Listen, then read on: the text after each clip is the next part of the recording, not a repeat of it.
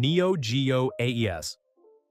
When the Neo Geo AES launched in 1990, it was less a home console and more an aspiration for gamers who dreamed of bringing arcade power into their living rooms. Its price tag, around $650 at launch, was unlike anything the market had seen. This translated to over $1,000 in today's money, and that staggering cost was only the beginning. Individual game cartridges, each essentially an arcade board inside a shell, often cost between $100 and $300 apiece. Most households could not justify such an investment, yet the console was technologically unmatched, delivering perfect arcade-quality graphics and sound. For those who managed to buy it, the AES offered an experience no other console could replicate. But for the masses, it became a symbol of luxury gaming, a machine talked about more than it was played. The limited audience prevented it from reaching mainstream success, but its legacy as one of the most expensive consoles ever created remains unchallenged. 3DO Interactive Multiplayer released in 1993, the 3DO came with a shocking launch price of $700. This was not an accident, but the result of a unique business model. The 3DO company designed the system, but licensed the hardware manufacturing to companies like Panasonic and Goldstar. Instead of making money from selling consoles, 3DO planned to profit from software licensing. Hardware manufacturers, however, needed to sell the console at a premium because they had no software revenue to offset losses. The result was a beautiful yet overpriced machine that arrived during a transition to 32-bit gaming. While technologically impressive, the system was inaccessible for mainstream consumers.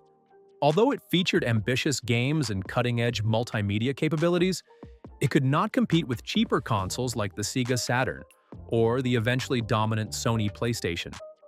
Its price created a barrier too high for most gamers, and this sealed its fate as a high-end experiment that few could afford. Philips CDI. When Philips introduced the CDI platform in the early 1990s, it intended to revolutionize home entertainment with an all-in-one multimedia machine. The promise was bold: movies, educational software, and games all on a single device. But the cost was equally bold.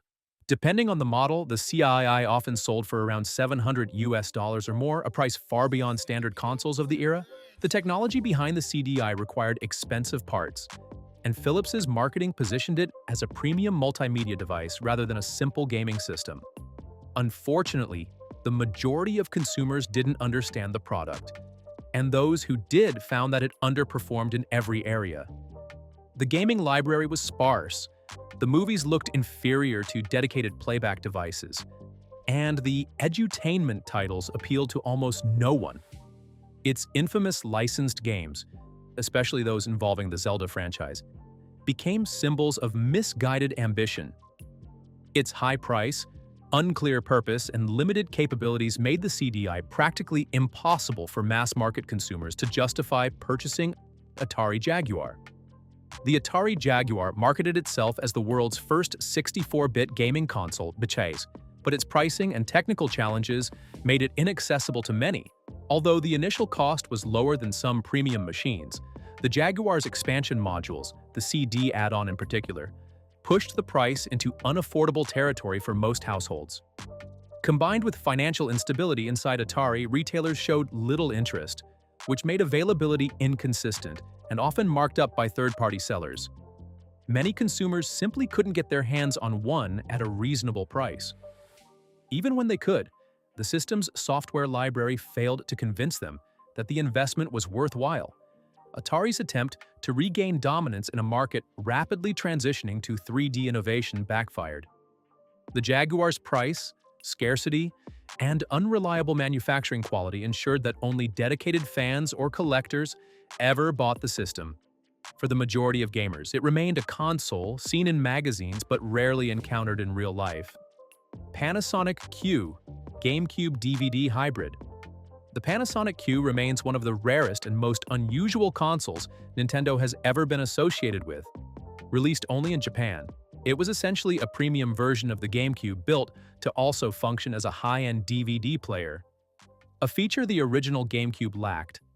With its mirrored front panel, polished chrome exterior, and luxurious build quality, The Q was marketed as a sleek entertainment machine rather than a toy. But this sophistication came at a cost. The Panasonic Q retailed for roughly $450 in Japan, significantly more than the standard GameCube. Importing it to other regions drove the price even higher. For many gamers, the Q became an object of desire that they could admire from afar but never realistically afford. Its exclusivity and high price created a barrier few were willing or able to cross. Although it never reached mainstream popularity, the Panasonic Q became a collector's treasure, proof that even Nintendo has had expensive, experimental hardware that remained out of reach for ordinary players. PlayStation 3. When Sony announced the PlayStation 3 in 2006 with a launch price of $500 to $600, the gaming world was stunned. The console was undeniably advanced. It featured the powerful Cell processor, a built-in Blu-ray drive, wireless controllers, and cutting-edge media capabilities. The problem was cost. Manufacturing the PS3 was extraordinarily expensive, and Sony sold it at a massive loss. Even then, the price made it nearly inaccessible for a huge portion of the gaming community, especially younger players and families. Retailers reported slow initial sales.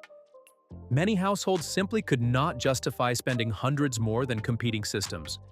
Especially when early games failed to demonstrate the console's true potential over time, the PS3 reduced its price, improved its game library, and eventually became a success.